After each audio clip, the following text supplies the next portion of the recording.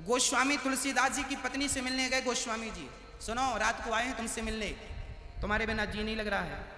सांप को ही रस्सी समझकर कुटिया पे चले गए, उनके कमरे में चले गए।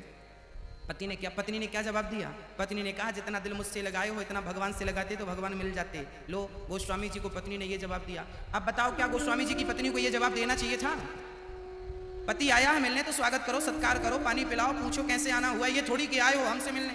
पर ठीक है, गोस्वामी जी ने अपनी पत्नी के उस शब्द को गुरु मंत्र मान लिया और अपना जीवन बदल लिया। पर आज का हर आदमी तो गोस्वामी तुलसीदास नहीं बन सकता। बनना होता तो गली गली में तुलसीदास नजर आते। रोज तो अपमान सह रहे हैं बेचारे। हाँ, परंतु वो विचारधारा गोस्वामी जी की थी ना, हर इंसान की तो नहीं हो सकती। वो थिंकिंग गोस्वामी जी की थी, सबकी तो नहीं हो सकती। महाराष्ट्र के एक संत थे, नाम था तुकाराम जी।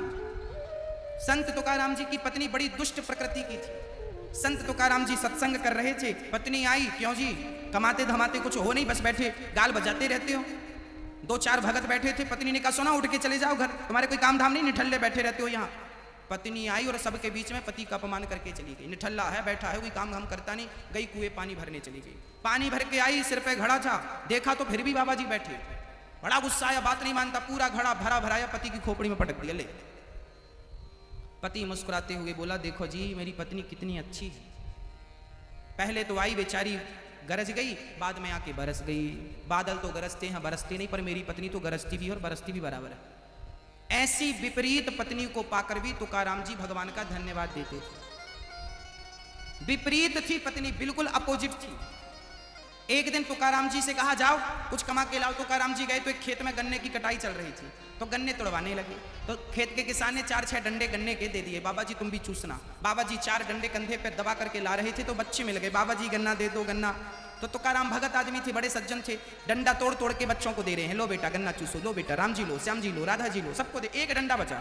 घर गए, पत्नी ने कहा, क्या कमा के लाए हो? लाठी बता दी सामने। उसको लगा लाठी है, मारने आया है।